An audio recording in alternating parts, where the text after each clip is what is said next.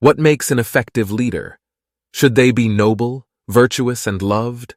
Or should they inspire fear, ready to sacrifice morals for power and stability? One man challenged the very fabric of Renaissance thinking, daring to ask, what if it's the latter? Continue watching until the end of the video to discover our interpretation of the message in Machiavelli's work, The Prince. Welcome back to AI Historic Expeditions and our series Giants of the Italian Renaissance. In this episode, we turn our gaze to the keen observer of power and politics, Niccolò Machiavelli. Machiavelli was born in Florence, Italy, the third child and first son of attorney Bernardo di Niccolò Machiavelli and his wife Bartolommea di Stefano Nelli. Machiavelli's early life was filled with the rich cultural and political atmosphere of the Italian Renaissance. Italy was divided into numerous city-states, each vying for power and influence. As a young man, Machiavelli showed great intellect and ambition. He pursued a career in public service and quickly rose through the ranks, becoming a high-ranking official in the Florentine Republic. However, Machiavelli's political fortunes took a turn when the Medici family, a powerful ruling dynasty, regained control of Florence in 1512. Machiavelli was accused of conspiracy and imprisoned. It was during his exile from political life that he began writing some of his most influential works. Machiavelli's observations and experiences during his time in government and his subsequent reflections formed the basis for his most famous work, The Prince.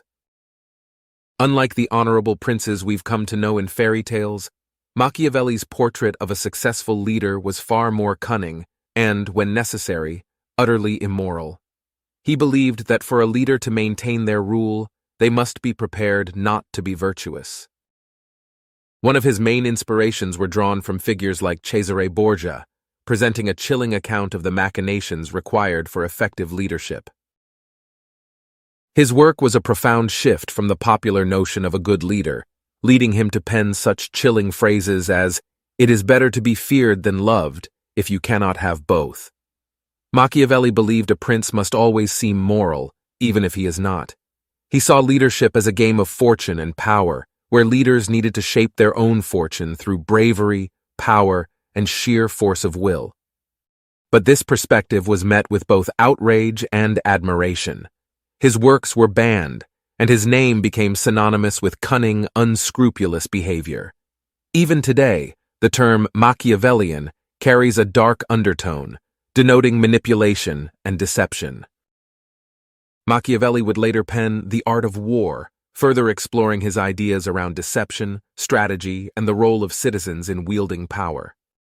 His influence has persisted across centuries, coloring the actions of rulers from Henry VIII to Adolf Hitler, inspiring characters in Shakespeare's plays, and even shaping strategies in the world of business. A lingering question remains.